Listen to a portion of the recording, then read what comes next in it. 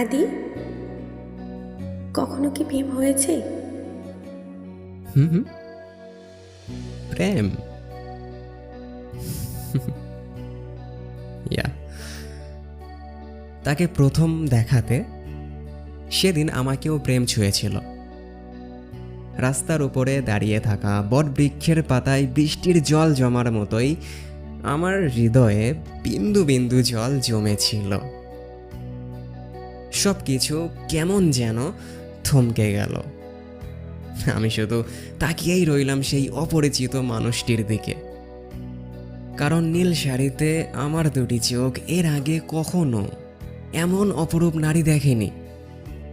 অনুভব হলো বুকের বাঁ পাশটাতে কেমন একটা খচখচ করছে। এক মুহূর্তের জন্য মনে হচ্ছিল যেন হৃদয়টা বুক পকেট থেকে বেরিয়ে এই বুঝি তার কাছে চলে গেল। তার চোখ যুগলে চোখ রেখে মনে মনে বিড়বিড় করে বলতে লাগলাম, কি ভীষণ সুন্দর তার চাহনি, যেন জীবনানন্দের হরিণীর টানা টানা চোখ। চুল তার কবেকার বিদিশার নিশা, তার নিষ্পাপ হাসি যেন বাংলার মোনালিসা।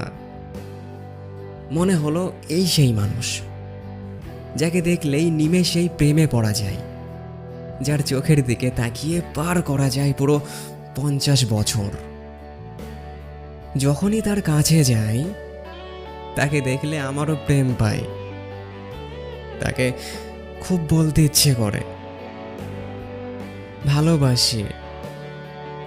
জানি না কেন এত লুকোচুরি, কেন এত কাছে আসে। তুমি দূরে থাকো বা কাছাকাছি,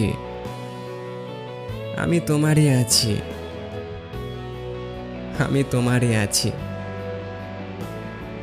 জানতে পারি কে সেই মেয়েটি? বুদ্ধ।